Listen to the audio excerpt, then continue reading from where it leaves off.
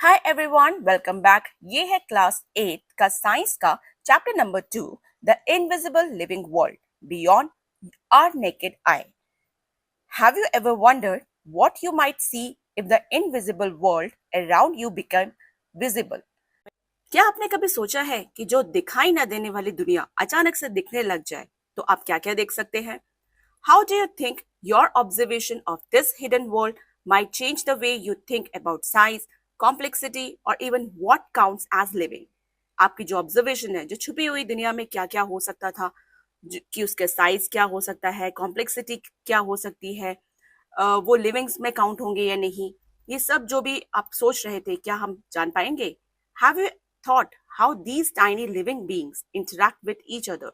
क्या आपने कभी सोचा कि ये जो छोटे छोटे लिविंग बींग्स हैं वो आपस में कैसे इंटरेक्ट करते हैं? Share your questions. इसी तरह के कुछ और भी क्वेश्चंस आप सोच सकते हैं, शेयर कर सकते हैं। तो आइए चैप्टर को अच्छे से डिटेल में पढ़ते हैं।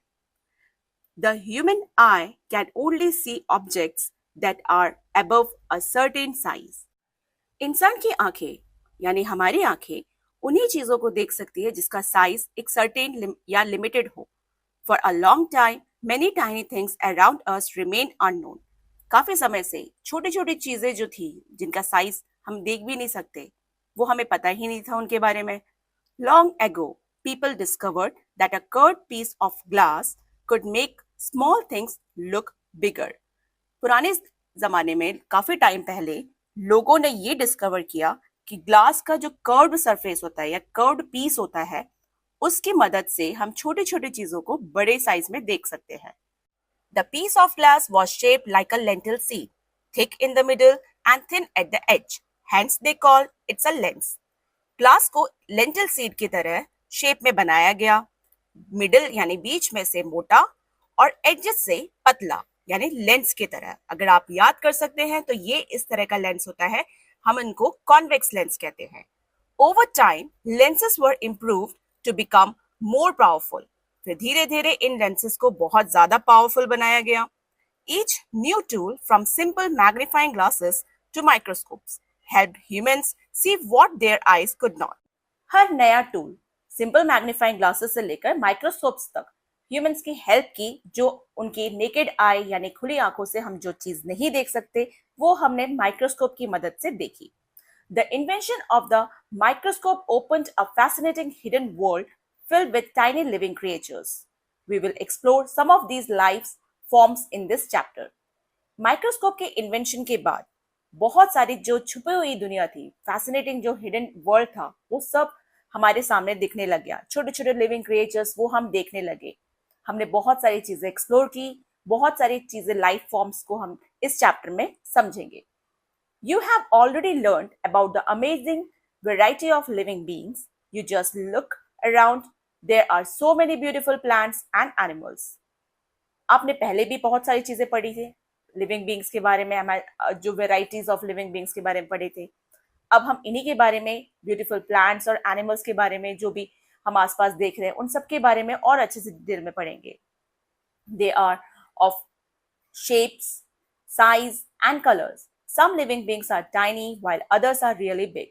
कुछ के shape, size, colors अलग हैं, कुछ छोटे होते हैं, कुछ बड़े होते हैं। They differ not only in their structure but also in many other features. उनके सिर्फ स्ट्रक्चर से ही अलग नहीं, उनके और बहुत सारे फीचर्स हैं जो अलग हैं। All these living beings, whether plants or animals, are called organisms. ये जो लिविंग बींग्स हैं, चाहे वो प्लांट्स हो या एनिमल्स हो, इन सबको हम ऑर्गेनिज्म कहते हैं। Have you ever notice the smallest organisms around you that is visible to the naked eye? क्या आपने कभी नोटिस किया है सबसे छोटा ऑर्गेनिज्म जो अपने खुली आंखों से देख सके हो? Think about it, how small a thing can your eyes actually see. सोचिए कितनी छोटी से छोटी चीजें आपकी आंखें देख सकती है। You might have seen some people using reading glasses. आपने देखा होगा कुछ लोग पेपर पढ़ने के लिए या बुक पढ़ने के लिए ग्लासेस लगाते हैं। How does it help them see better? ये उनकी मदद कैसे करते हैं? और what happens when we use a magnifying glass to observe something? और क्या होता है जब हम कभी मैग्नीफाइंग ग्लास को यूज करते हैं कोई चीज को देखने के लिए? तो ये है activity 2.1, let us observe. Take a round bottom flask made up of glass as shown in figure 2.1. Fill it with water. एक राउंड बॉटम फ्लास्क लेना है जो कि ग्लास से बना हो, जैसे आप फिगर 2.1 में देख सकते हैं, और उसको पानी से भरना है. Close the mouth of the flask with a cork, और उस फ्लास्क को ढकना है कॉर्क की मदद से.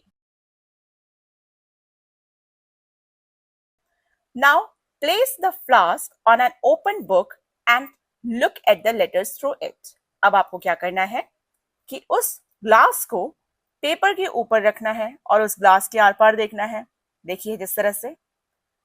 तो आप देखेंगे, do you notice something interesting? क्या आपको कुछ इंटरेस्टिंग लगा?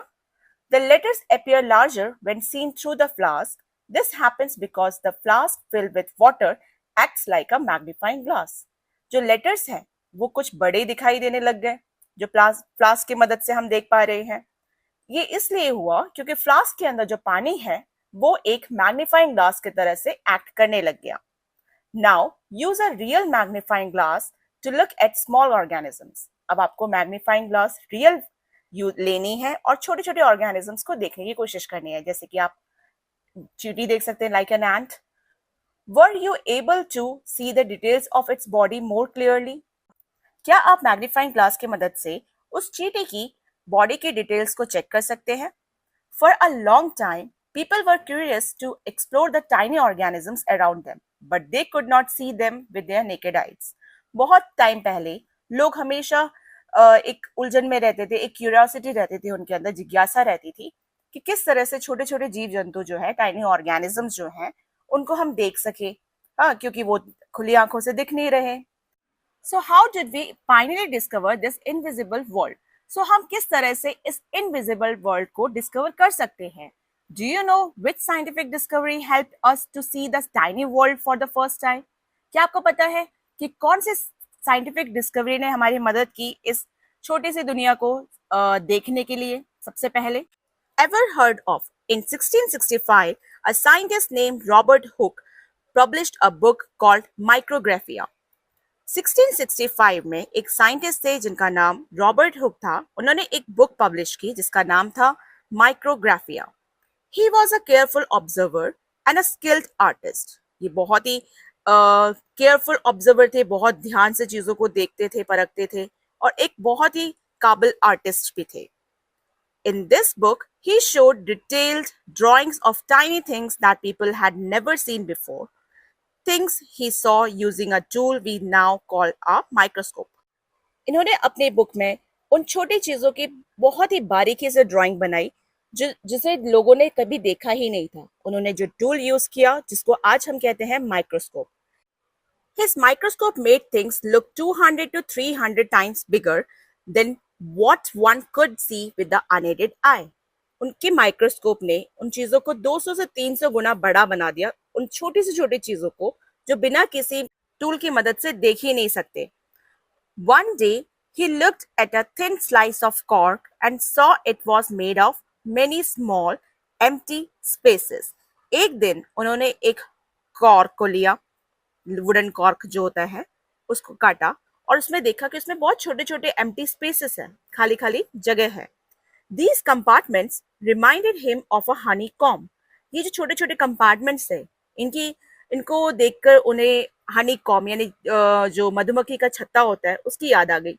He drew what he saw and called each small space a cell. उन्होंने हर छोटी छोटी चीजों को जो देखा वो बनाया और उन छोटी चीजों को या छोटे स्मॉल स्पेस को सेल का नाम दिया. This was the first time the word cell was used in science to describe the basic unit of life. ये पहली बार था जब इस सेल शब्द का यूज हुआ साइंस में, जिससे ये डिस्क्राइब हो सका कि जो सेल है, इस cell is the basic unit of life. Life का जो सबसे पहला बेसिक यूनिट है वो सेल है. सेल है जो कि शुरुआत होती है जिससे एक ऑर्गेनिजम्स तैयार होता है, उसके बाद फिर आगे लाइफ बनती जाती है. Around the same time in 60s, Antonio van Leeuwenhoek, a Dutch scientist, made better lenses that allowed him to build more useful microscopes. करीब करीब उसी टाइम पीरियड में 1660s के आसपास एंटोनियो वैन ल्यूवेनहुक हुए थे, जो कि डच साइंटिस्ट हैं. उन्होंने कुछ और अच्छे बेटर लेंसेज बनाए जिसकी मदद से वो जो माइक्रोस्कोप है और क्लियर दिखने लग गया. He was the first person to clearly see and describe tiny living things like bacteria and blood cells. वो पहले इंसान थे जिन्होंने अच्छे से इन चीजों को देखा, अच्छे से टाइनी लिविंग थिंग्स को डिस्क्राइब किया, जैसे कि बैक्टीरिया और ब्लड सेल्स के बारे में बहुत अच्छे से उन्होंने एक्सप्लेन किया उस अपने माइक्रोस्कोप्स की मदद से. Because of this he is known as the father of microbiology. इस वजह से ही उनको आज हम फादर ऑफ माइक्रोबायोलॉजी कहते हैं, एंटोनियो वियन लियोनहॉक. ठीक है, तो ये है कुछ डायग्राम. माइक्रोग्राफिया बुक थी, माइक्रोस्कोप ऑफ रॉबर्ट हुक का, और कॉक cells as publish in the Micrographia. ठीक है, ये पिक्चर्स आपकी बुक में है, क्लियरली दे रखा है. Now what is a cell? Cell आखिर होता क्या है? All living beings are made up of cells. सारे लिविंग बीइंग्स जो हैं वो सेल से बने हुए हैं. You might wonder what cells actually look like. आप सोच रहे होंगे कि सेल्स आखिर दिखता कैसे है. Let us take a closer look at the basic structure of cell using a microscope. आइए देखते हैं इसका अच्छे से बेसिक जो उसका स्ट्रक्चर है वो कैसे होता है. एक्टिविटी देखते हैं. Let us study a cell. Take an onion bulb from your kitchen or garden and wash it thoroughly with water. एक प्याज लेना है, चाहे वो किचन से लो या गार्डन से लो, और उसको अच्छे से धोना है. Cut the onion bulb vertically into pieces. अब उस अनियन बल्ब यानी उस प्याज को वर्टिकली यानी सीधे तरह से काटना है, सीधे में. Take one piece of onion and pull out the thin, transparent layer from its inner surface with the help of forceps. अब जब आपने उस प्याज को काटा तो उसकी जो परत होती है, बहुत पतली वाली ट्रांसपेरेंट जो परत होती है, लेयर होती है, जो आर पार दिखने वाली जो छोटी सी लेयर होती है, उसको आपको निकालना है फोर्सेप की मदद से. कोई भी चीज जो जिसकी मदद से आप निकाल सकते हैं उसको. This layer is called the onion पील. इसको हम बोलते हैं अनियन पील, यानी प्याज का वो जो अंदर वाला जो लेयर होती है उसको हम अनियन पील कहते हैं. Place the peel in a petri dish containing a few drops of saffron red color stain for 30 seconds.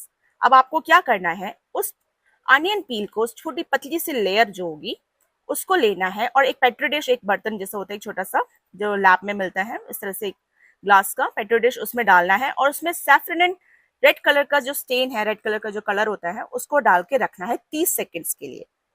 This will give a pinkish colour to the cells and help us see them clearly. और ये जो colour होगा ये इसको एक pinkish colour बना देगा, pink colour का एक सेल को बना देगा अच्छे से, ताकि हम उसको देख सके अच्छे से. With the help of thin brush transfer the onion peel to another petri dish containing water to rinse the peel and remove extra stain. अब क्योंकि वो पिंक कलर हो चुका है तो आपको अब दूसरा एक पेट्री डिश और लेना है और इस जो पिंक कलर का जो अनियन पील जो कलर बन गया है उसको उस पेट्री डिश में डालना है और उसमें थोड़ा पानी डालना है, ताकि जो एक्स्ट्रा कलर होगा, एक्स्ट्रा जो स्ट्रेन होगा वो निकल जाए. ठीक है, तो इतना करने के बाद आप इस फिगर में देख सकते हैं, ये आपको क्लियरली दिख रहा है कि किस तरह से करना है. Now carefully place the stained onion peel on the glass slide using a thin brush ensuring it does not break or fold. अब आपको क्या करना है, उस स्टेन्ड अनियन पील को एक ग्लास की स्लाइड में रखना है. ठीक है, और एक थिन ब्रश की मदद से, ताकि वो टूटे नहीं. ठीक है, और फोल्ड भी ना हो, ना ब्रेक हो ना फोल्ड हो, और उसे अच्छे से एक स्लाइड में रखना है. Put a drop of glycerine over the onion peel on the slide. फिर जिस स्लाइड में आपने अनियन पील रखा है उसमें थोड़ा सा ग्लिसरीन का ड्रॉप्स डालिए. ग्लिसरीन की मदद से वो सूखेगा भी नहीं और जो क्लैरिटी होगी वो भी इंप्रूव होगी for better visualisation of cells, ताकि सेल्स जो है अच्छे से क्लियरली दिखे. Slowly place a cover slip over the peel using a needle such that no air bubbles get trapped. फिर कवर स्लिप लेना है और उस जगह आपको उसके ऊपर रखना है, स्लाइड के ऊपर, नीडल की मदद से, ताकि बीच में कोई एयर बबल्स ना आए. Use blotting paper to gently wipe off any extra glycerin around the edges of the cover slip. अब एक ब्लॉटिंग पेपर लेना है और एक्स्ट्रा जो ग्लिसरीन होगा कवर स्लिप लगाने के बाद जो साइड में होगा उसको क्लीन करना है, ताकि स्लाइड में क्लियरली दिख जाए. View the slide under a microscope और अ फोल्डस्कोप. अब माइक्रोस्कोप की मदद से या फोल्डस्कोप की मदद से उसको देखिए. Compare it with figure 2.3c. 2.3c में जो फिगर है उससे कंपेयर कीजिए. What similarities do you find in figure 2.3c and figure 2.3d? क्या similarities, क्या समानताएं दिख रही है आपको इन दोनों फिगर्स में? You will observe nearly rectangular structures under the microscope. आप देखेंगे कि इनका जो रेक्टेंगुलर स्ट्रक्चर है, ये जो सेल का जो स्ट्रक्चर है, रेक्टेंगुलर स्ट्रक्चर दिख रहा है माइक्रोस्कोप से मदद से. These are the cells of the onion peel. ये एक्चुअली अनियन पील के सेल्स हैं, which are closely arranged without any space between them. जो कि बहुत ही क्लोजली अरेंज्ड हैं, जिसके बीच में कोई भी स्पेस नहीं है. Try to observe the peels of the leaves of different plants around you. इसी तरह से और भी आप कर सकते हैं. लीव्स का पतली सी लेयर निकालिए प्लांट्स के, कोई डिफरेंट प्लांट्स के लीव्स निकाल के इस तरह से आप एक्सपेरिमेंट कर सकते हैं. You will find that all plants are made up of cells. आप देखेंगे कि सारे प्लांट्स जो हैं वो सेल से बने. What do you think the body of an animal is made of? अब आप सोच रहे होंगे कि एनिमल की बॉडी जो है वो किससे बनी है. Let us investigate. चाहिए आइए देखते हैं हमें इसके बारे में भी. Rinse your mouth with clean water. पहले अपना मुंह अच्छे से धोना है पानी से एक्टिविटी के लिए. Use the blunt end of clean toothpick and gently scrap the inside of your cheek. अब एक टूथपिक लेना है, ब्लंट थोड़ा सा एंड हो, पॉइंटेड नहीं होना चाहिए, चौड़ा जैसा, और थोड़ा सा स्क्रैप करना है अपने चीक, यानी कि अंदर मुंह के अंदर जो चीक वाला साइड है उससे थोड़ा सा स्क्रैप करके place the scrapped material in a drop of water on a clean glass slide and spread it evenly. फिर थोड़ा पानी के ड्रॉप्स डालिए उस स्लाइड के ऊपर और उसमें स्क्रैप्ड मटेरियल जो आपने मटेरियल मुंह से निकाला था वो उसके ऊपर स्प्रेड करना है evenly. Add a drop of methylene blue, a blue colored stain over the material on slide. Methylene blue को उस स्टेन के ऊपर स्लाइड के ऊपर डालना है थोड़ा सा. Adding stain improves the visibility of the material under the microscope by increasing contrast. और उस मटेरियल, जब आप स्टेन को उस मटेरियल पे डालेंगे तो विजिबिलिटी क्लियर होगी और वो अच्छे से दिखाई देगा माइक्रोस्कोप के अंदर. After 1 minute, add a drop of glycerin over the material on the slide to prevent the cells from drying. फिर 1 मिनट के बाद ग्लिसरीन को उसके ऊपर डालना है, थोड़े से ड्रॉप्स को, ताकि वो सेल्स जो है वो सूख ना जाए, ताकि क्लियरली दिखाई दे. Now carefully place a clean cover slip on the material. जैसे आपने पहले में भी कवर स्लिप लगाया था, यहाँ पे आपको उस मटेरियल के ऊपर एक छोटा सा राउंडेड कवर स्लिप आता है, उसको लगाना है. And remove the excess glycerin from the edges of the cover slip using blotting paper. और एक्स्ट्रा जो ग्लिसरीन होगा वो आपको ब्लॉटिंग पेपर से रिमूव करना है. Observe the slide under a microscope and draw what you see in your notebook. और उस माइक्रोस्कोप के नीचे आपको इस स्लाइड को रखना है और देखना है नोटबुक, और जो भी आपने देखा उसको ड्रॉ करना है नोटबुक में. What did you observe? आपने क्या देखा? You will observe a polygon shaped structure as shown in figure 2.4. आप देखेंगे पॉलीगन शेप का एक कुछ फिगर्स दिखेंगे जैसे आपको दिख रहा है 2.4 में. These are cheek cells which form the inner lining of your mouth. ये वो cheek cells है जो कि आपके मुंह के अंदर थे. What similarities and differences did you observe between the cells of onion peel in activity 2.2 and human cheek cells in activity 2.3? आपके अंदर क्या, आप इसमें क्या सिमिलैरिटी और डिफरेंसेस देख सकते हैं जो आपने अनियन पील में देखी और चीक सेल्स में देखी. देखिए इस फिगर के अंदर सेल मेम्ब्रेन दिख रहा है, साइटोप्लाज्म दिख रहा है, न्यूक्लियस दिख रहा है. इसके बारे में हम डिटेल में पढ़ेंगे अभी. तो आप इन दोनों में क्या सिमिलैरिटीज और डिफरेंसेस देख सकते हैं. सब सेल से बने हुए हैं. सिमिलैरिटीज एंड डिफरेंसेस इनके शेप्स हैं. You have observed that cells have 3 main parts: a thin outer lining, a central region and a small round structure inside it. आप इस फिगर को अच्छे से देखिए. आपने कुछ ऑब्जर्व किया, यहाँ पर एक थिन आउटर लाइनिंग है, एक पतली सी आउटर लाइनिंग दिख रही है, बीच का सेंट्रल रीजन दिख रहा है और एक छोटा सा अंदर गोल स्ट्रक्चर, राउंड स्ट्रक्चर दिख रहा है. The outer layer is called the cell membrane. जो बाहर की जो लेयर, पतली लेयर है वो है cell membrane. The round structure in the middle is the nucleus. जो round structure आपको बीच में दिख रहा है वो है nucleus, which is also covered by a thin membrane. जो कि खुद भी एक thin membrane से covered है, पतली सी layer से covered है. The space between the cell membrane and the nucleus is filled with cytoplasm. और जो जगह है nucleus और cell membrane के बीच में वो fill है cytoplasm से. These 3 cell membrane, cytoplasm and nucleus are the basic parts of cell. ये 3 जो चीजें हैं, cell membrane, cytoplasm and nucleus, यही सेल के बेसिक पार्ट्स हैं. Some cells, like onion peel cells, have an extra outer layer called the cell wall. कुछ sales जैसे कि अनियन पील्स के जो सेल हैं उसके एक और एक्स्ट्रा आउटर लेयर होता है जिसको हम बोलते हैं cell wall. What is the importance of these structures in a cell? इन स्ट्रक्चर्स का सेल के अंदर क्या इंपॉर्टेंस है? What functions do they perform? क्या फंक्शंस ये परफॉर्म करते हैं? Are these functions important for the maintenance of life? क्या ये फंक्शन एक लाइफ को मेंटेन करने के लिए बहुत ज्यादा जरूरी है? तो आइए देखते हैं इनके आंसर्स क्या क्या हो सकते हैं. The cell membrane encloses the cytoplasm and nucleus. जो सेल मेम्ब्रेन होता है वो साइटोप्लाज्म और न्यूक्लियस को एनक्लोज यानी बंद करके रखता है, कवर करके रखता है.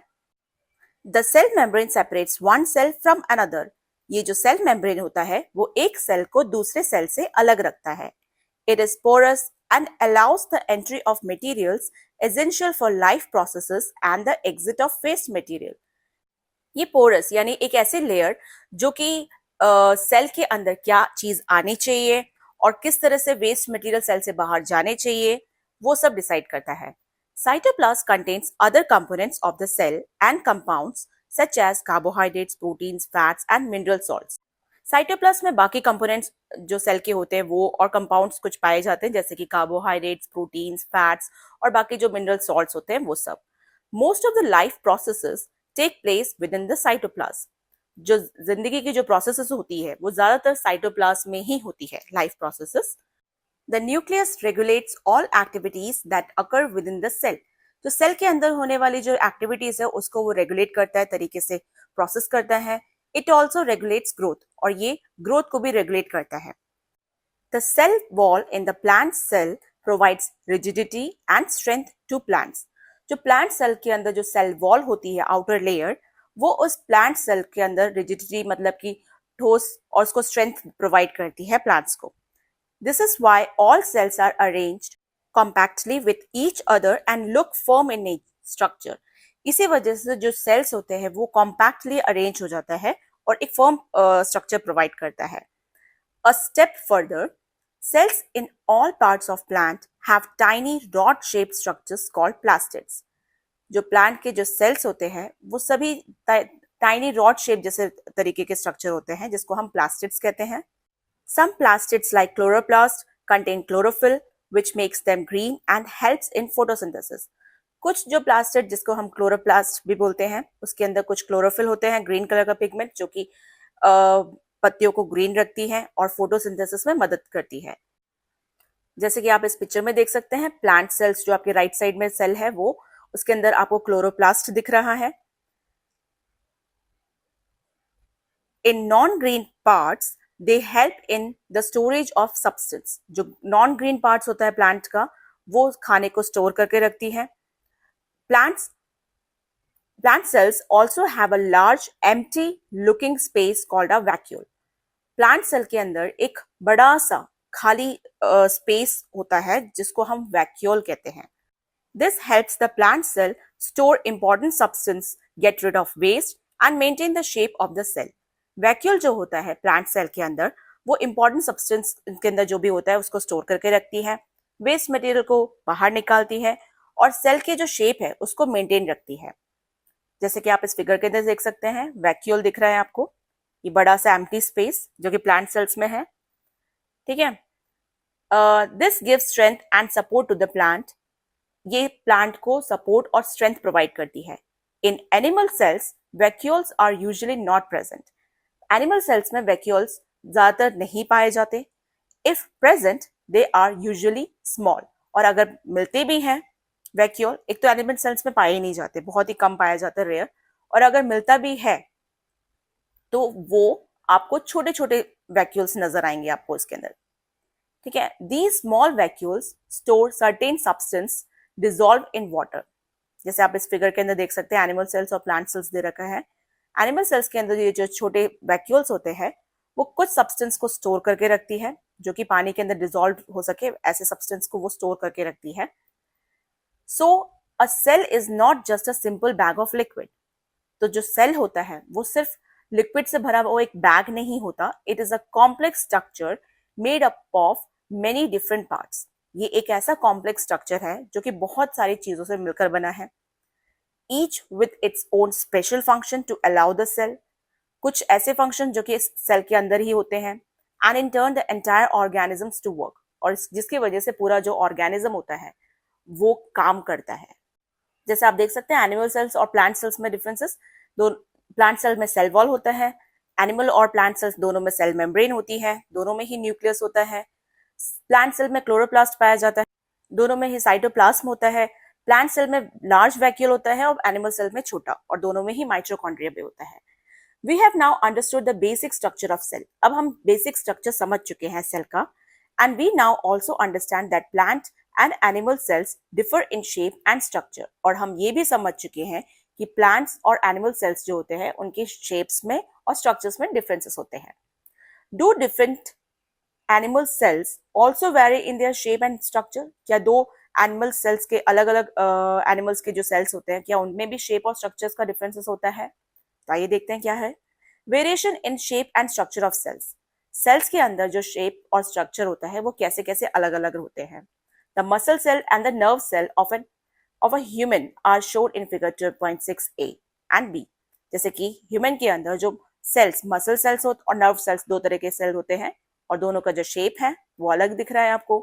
What are the similarities and differences you see in them? इन दोनों में क्या सिमिलैरिटीज है, क्या समानता है, और डिफरेंसेस यानी क्या अंतर है वो आपको बताना है। A muscle cell figure 2.6a is shaped like a spindle. आप देख सकते हैं मसल सेल्स जो आपको फिगर में दे रखा है वो एक स्पिंडल शेप का दिख रहा है। While a nerve cell is very long and has branches, जबकि नर्व सेल थोड़ी लंबी सेल दिख रही है और उसमें ब्रांचेस भी दिख रहे हैं। Similarly some cells are round in shape while others are long and thin. उसी तरह से कुछ सेल्स जो होते हैं वो राउंड होते हैं, गोलाकार होते हैं, और जो कुछ होते हैं वो लॉन्ग, लंबे और थिन, पतले होते हैं। The number of cells also varies in different organisms. ये जो नंबर ऑफ सेल्स है वो और डिफरेंट डिफरेंट ऑर्गेनिजम्स में अलग तरीके के होते हैं, नंबर में, काउंटिंग में भी अलग होते हैं। Why do cells look so different from each other? ऐसे सेल्स क्यों अलग अलग होते हैं? Does the shape and structure of a cell relate to its function? क्या इनके शेप और स्ट्रक्चर जो सेल के हैं क्या उनके फंक्शन भी आपस में रिलेटेड होते हैं? तो ये सब हम जानेंगे इस चैप्टर के अंदर। The unique shape, size and structure of cells help them carry out their specific functions.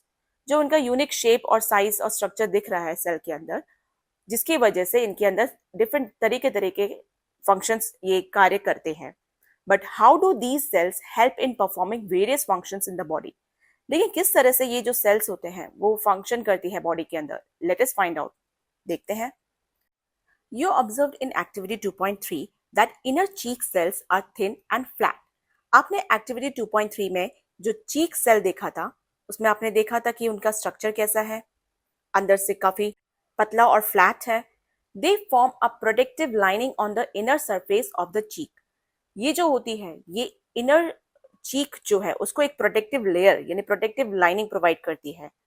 Nerve cells, also known as neurons, carry messages in our body.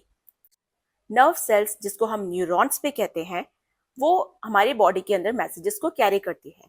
जैसे कि अगर हमारी बॉडी में कहीं चोट लगती है तो वो नर्व सेल्स जो है हमारे ब्रेन तक हमें सिग्नल्स पहुंचाती है और हमें बताती है कि वो कहाँ पर लगी है, कैसे लगी है, वगैरह वगैरह। ये हम आगे बढ़ेंगे। The elongated shape and branch structure help them reach different parts of the body and pass on messages quickly. जो इस न्यूरॉन्स का इलोंगेटेड लंबा जो शेप है और ब्रांच तरह का स्ट्रक्चर है वो हमारे different parts of the body, body के हर तरह पार्ट से मैसेजेस को पास ऑन करती है। Similarly plant cells also show variation. उसी तरह से प्लांट सेल के अंदर भी बहुत सारे वेरिएशन होते हैं। जैसे कि इन प्लांट्स टू सेल्स में बी रेक्टेंगुलर, इलोंगेटेड, ओवल और even tube like. Plant cells के अंदर भी कुछ सेल्स जो होते हैं वो रेक्टेंगुलर शेप होते हैं, कुछ लंबे इलोंगेटेड होते हैं, कुछ ओवल तरह के शेप होते हैं, ट्यूब लाइक स्ट्रक्चर भी होता है। Some plant cells form long tubes that help carry water throughout the plant. कुछ प्लांट सेल्स के अंदर ट्यूब्स, लंबे लंबे ट्यूब्स होते हैं, लॉन्ग ट्यूब्स होते हैं जो कि पानी को एक जगह से दूसरी जगह ट्रांसफर करती है। You have already studied the digestive system in grade 7। Class 7 में आपने डाइजेस्टिव सिस्टम पढ़ा था। Different parts of the digestive systems are made up of different types of cells. Digestive system के अंदर जो तरह तरह के जो सेल्स होते हैं वो डिफरेंट डिफरेंट टाइप्स के सेल्स पाए जाते हैं जो बना हुआ है digestive system. A group of muscle cells are present in the food pipe. कुछ food pipe के अंदर हमारा muscle cells present होता है. These cells contract and relax in a wave-like manner, pushing the food down to the stomach. ये sales जो होते हैं ये कॉन्ट्रैक्ट और रिलैक्स होते हैं वेव लाइक मैनर की तरफ, वेव की तरह, वेव्स जैसे होते हैं, ताकि खाना जो है वो स्टमक तक पहुंच सके. This movement is possible because muscle cells are thin, flexible and spindle shape. ये मूवमेंट इसलिए पॉसिबल है क्योंकि मसल सेल्स जो होते हैं वो पतले, फ्लेक्सिबल और स्पिंडल शेप तरीके के होते हैं. The stomach also has different types of cells performing different function. Stomach में भी तरह तरह के सेल्स पाए जाते हैं जो कि अलग अलग तरीके के फंक्शंस, क्रियाएं करती हैं. Muscle cells in the stomach wall help churn the food. जो स्टमक का अंदर जो मसल सेल्स हैं वो खाने को अच्छे से और चर्न कर देते हैं, यानी टुकड़े में तोड़ देते हैं अच्छे से. Other cells in the inner lining of the stomach produce digestive juices and acid that help break down the food. और बाकी जो स्टमक के अंदर इनर लाइनिंग सेल्स जो होते हैं उसमें कुछ डाइजेस्टिव जूसेस प्रोड्यूस करती हैं, जिसके अंदर कुछ थोड़े एसिड्स भी होते हैं जो कि खाने को ब्रेक डाउन और छोटे छोटे पार्टिकल्स और छोटे छोटे उसमें कन्वर्ट कर देते हैं. All these cells work together to make digestion possible. ये सारे सेल्स एक साथ काम करते हैं ताकि खाना अच्छे से पच जाए. What are the levels of organization in the body of living organisms? किस तरह के लेवल ऑफ ऑर्गेनाइजेशन है एक बॉडी, लिविंग ऑर्गेनिजम्स की बॉडी के अंदर, वो हम पढ़ेंगे. किस तरह से लेवल्स चलते जाते हैं step by step. The body of a living organism is organized in a complex way. जीव जंतुओं की जो बॉडी होती है या लिविंग ऑर्गेनिजम्स की बॉडी जो है वो कॉम्प्लेक्स वे में ऑर्गेनाइज्ड है. सेल जो कि दे रखा है figure 2.7a is the basic unit of life, just like bricks is the basic unit of wall. जैसे कि वॉल के अंदर एक दीवार के अंदर एक ईंट उसकी बेसिक यूनिट होता है, उसी तरह से ही बॉडी के अंदर सेल जो है वो बेसिक यूनिट है, जैसे आप फिगर में देख सकते हैं. A group of similar cells form a type of tissue. एक तरीके के जब सेल्स ग्रुप में बन जाते हैं तो उसको हम बोलते हैं टिश्यू, जैसे आप फिगर 2.7b में देख सकते हैं. This is a tissue. Different tissues are organised to form an organ. और जब टिश्यूज का ग्रुप जो होता है, डिफरेंट टिश्यूज जब एक साथ ऑर्गेनाइज होते हैं तो उसको हम बोलते हैं ऑर्गन. जैसे आप फिगर 2.7 में सी पार्ट देख सकते हैं. Several organs work together to form an organ system. और बहुत तरीके के जो ऑर्गन्स एक साथ काम करते हैं तो उसको हम बोलते हैं organ system. That performs a major function of the body. जो पूरे बॉडी के अंदर जो सबसे मेन काम करती है, क्रियाएं करती है वो. जैसे आप फिगर 2.7 में डी पार्ट देख सकते हैं. This is organ system. All the organ system together make up a complete organism, like a plant or an animal. ये सब organ system मिलकर एक पूरा organism तैयार करते हैं, जैसे कि एक plant या animal. तो आप जैसे इस फिगर में देख सकते हैं पूरा एक organism तैयार है. So the levels of organization are, तो levels of organization है, पहले होता है cell, group of cell is called tissue. फिर different tissues make organ and or different organs together combine together and work together and make organ system. और organ system जब पूरा बनता है तो उसका पूरा एक organism तैयार हो जाता है. These levels of organization helps us understand how simple building blocks like cells come together to form a complex living beings. जब इस तरह के जो आप लेवल देख रहे हैं ऑर्गेनाइजेशन, इससे हमें समझ में आता है कि एक सिंपल, एक छोटा सा बिल्डिंग ब्लॉक्स जैसे सेल है, जब वो कंबाइन हो जाता है एक कॉम्प्लेक्स लिविंग बीइंग बना देता है उसको. The life of complex living organism begins with a single cell, that is egg. एक लिविंग ऑर्गेनिजम्स का जो लाइफ होता है वो सबसे पहले स्टार्ट होता है एक सिंगल सेल से, जिसको बोलते हैं egg. The egg of any organism has an amazing ability to divide repeatedly to form a complete living being made up of many cells. Organisms का, जीव जंतु का कोई भी एक एग इतनी एबिलिटी रखता है कि वो बार बार रिपीटेडली डिवाइड होता जाता है और लिविंग बीइंग जो होते हैं वो इन्हीं सेल से मिलकर बनते जाते हैं. Such living beings are called multicellular organisms. इस तरह के लिविंग बीइंग को हम बोलते हैं multicellular organisms. Animals including humans and plants are all examples of multicellular organisms.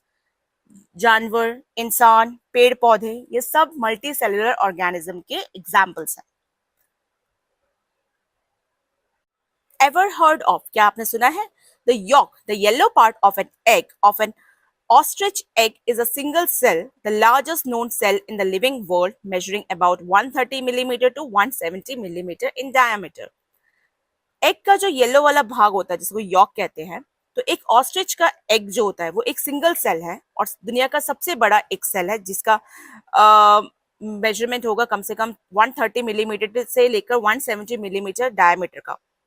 The egg contains extra non-cellular material, a shell for protection, and white liquid that nourishes the cell during its continued development. इस cell के अंदर extra non cellular material पाया जाता है, shell है जो कि उसको प्रोटेक्ट करती है, व्हाइट लिक्विड है जो कि उसको नॉरिशमेंट देती है, न्यूट्रिशन देती है, और इस तरह से पूरा जो सेल है वो आगे फर्दर डेवलप होता जाता है और एक पूरा ऑस्ट्रिच तैयार होता है. What are microorganisms? Microorganisms क्या होते हैं?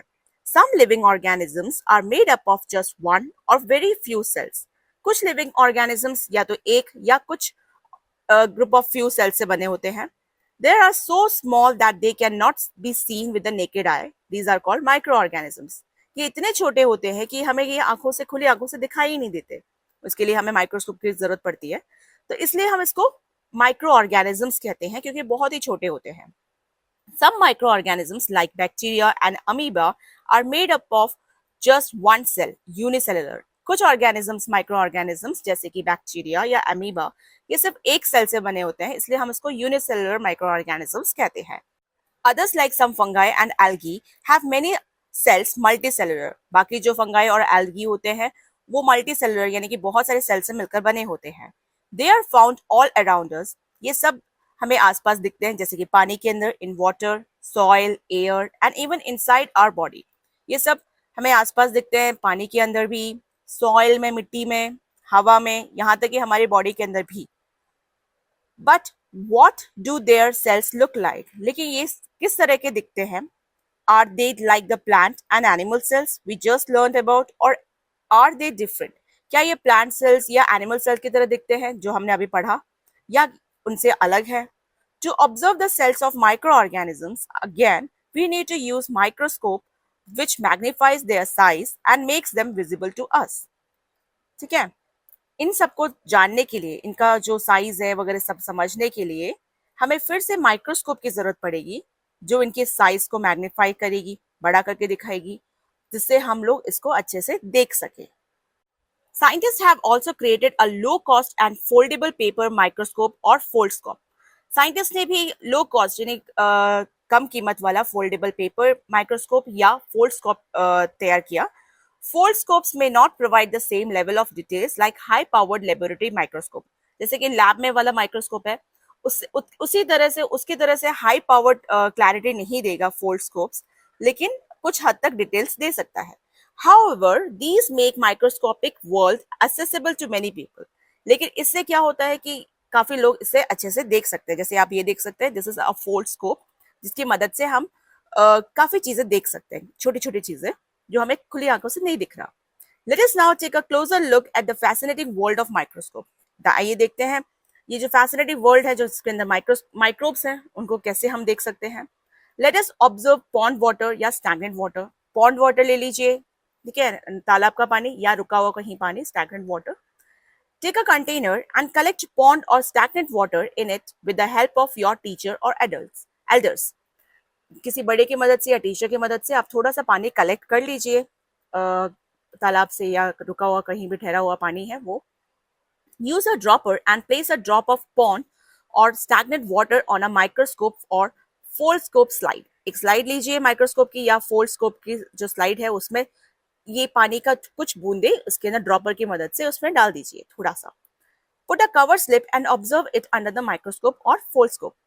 फिर उस पानी की बूंद के ऊपर कवर स्लिप लगाइए, सर्कुलर कवर स्लिप होता है उसको लगाना है, और फिर उसको माइक्रोस्कोप के नीचे या फोल्डस्कोप के नीचे देखिए फोल्डस्कोप की मदद से. Observe the tiny organisms found in the pond और स्टैग्नेंट वाटर. फिर आप देखेंगे उस पॉन्ड या स्टैग्नेंट वाटर के अंदर जो छोटे छोटे ऑर्गेनिजम्स है वो आपको दिखाई देने लग जाएगा. Activity 2.5, let us observe soil suspension. अब हमें सॉइल के अंदर जो मिलने वाली चीजें हैं वो हम सीखेंगे. तो हमें क्या करना है? Take a beaker and collect some moist soil in it. From the near by field और गार्डन। आसपास के जो गार्डन है या फील्ड में से आप छोटी सी थोड़ा सा नमी वाला जो सॉइल है वो आप कलेक्ट कर सकते हैं बीकर में। Do not touch the soil with your bear hands, use a spoon और ग्लव्स। सॉइल को अपने हाथों से ना टच कीजिए, स्पून की मदद से या ग्लव्स की मदद से कलेक्ट करना है। फिर आपको क्या करना है नेक्स्ट स्टेप में, आइए देखते हैं। pour some water into the beaker and stir it with a glass rod। अब आपको एक बीकर में जो सॉइल आप लेकर आए हो उसके अंदर थोड़ा पानी डालना है और उसको मिलाना है अच्छे से। The liquid which may look dirty has very fine particles of soil and is called soil suspension। जो आप लिक्विड देख रहे हैं इसके अंदर, जो गंदा पानी दिख रहा है आपको, मिट्टी वाला पानी, इसके अंदर बहुत सारे सॉइल के पार्टिकल्स हैं जिसको हम बोलेंगे soil suspension. Keep it aside for some time and let the mixture settle। आपको इसको थोड़ी देर के लिए अलग रखना है ताकि मिक्सचर सेटल हो जाए अच्छे से। फिर आपको क्या करना है नेक्स्ट स्टेप में, use a dropper and take a drop of water from the top layer. ठीक है, अब ड्रॉपर की मदद से जो ऊपर वाली लेयर है, पानी की जो ऊपर परत आप देख पा रहे हैं वाटर की, उस वाटर को आपको लेना है ड्रॉपर की मदद से और क्या करना है, place the drop on a microscope slide. Microscope slide के ऊपर ड्रॉप्स डालनी है। Cover it gently with a cover slip and observe it under the microscope.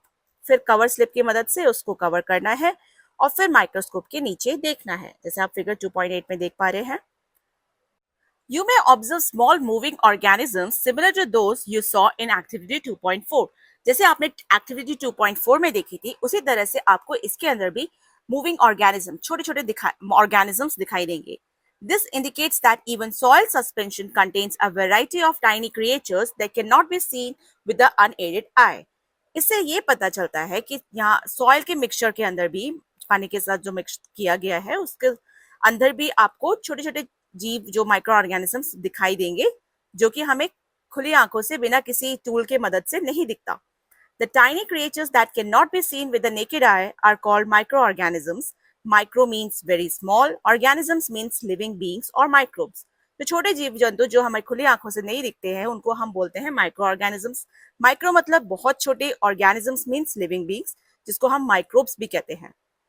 Next activity है let us study. A group of students studying in grade A performed activities 2.4 and 2.5। कुछ बच्चे जो class 8 के हैं उन्होंने कुछ एक्टिविटीज परफॉर्म किया 2.4 and 2.5 में, आप देख सकते हैं।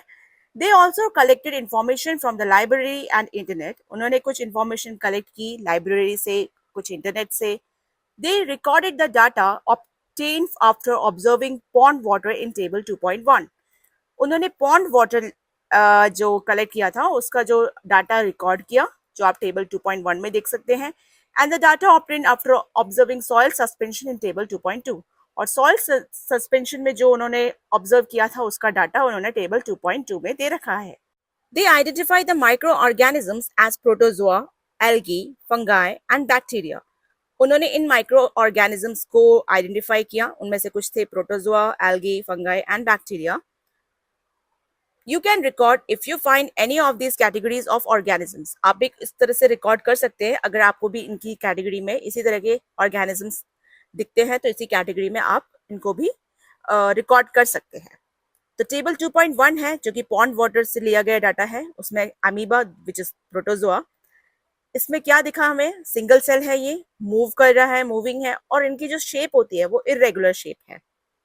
फिर इन्हें मिला पैरामीशियम जो कि एक प्रोटोजोआ है, single cell again, moves from one place to another, ये भी एक सिंगल सेल है और एक जगह से दूसरी जगह मूव कर रहा है। Movement takes place with the help of specialised structures. इसका जो बॉडी स्ट्रक्चर है उसकी मदद से वो मूव, स्पेशलाइज्ड स्ट्रक्चर जो है उसकी वजह से वो एक जगह से दूसरी जगह मूव कर पा रहा है। नेक्स्ट उन्होंने क्या देखा, एल्गी दिख रहा है आपको यहाँ पर, इस तरह का फिगर है ये। Single cell again, looks green because of the presence of green pigment. ये ग्रीन कलर के इसलिए दिख रहा है क्योंकि इसमें एक ग्रीन कलर का पिगमेंट है। Movement takes place with the help of specialised structures. इसका जो स्ट्रक्चर है इसकी मदद से वो आगे मूव कर पा रहा है। तो ये कुछ देखे थे डाटा कलेक्ट किए गए। फिर जो एक्टिविटी जो कि उसके बेसिस पे, जो सॉइल सस्पेंशन था उसके बेसिस पे जो भी डाटा कलेक्ट किया गया वो ये दे रखा है। तो ब्रेड मोल्ड जो कि फंगाई है, branched filament without chlorophyll having sac like structure. एक ब्रांच कलर का फिलामेंट है जिसके अंदर क्लोरोफिल नहीं है और एक सैक लाइक स्ट्रक्चर है, एक बोरी जैसा स्ट्रक्चर दिख रहा है।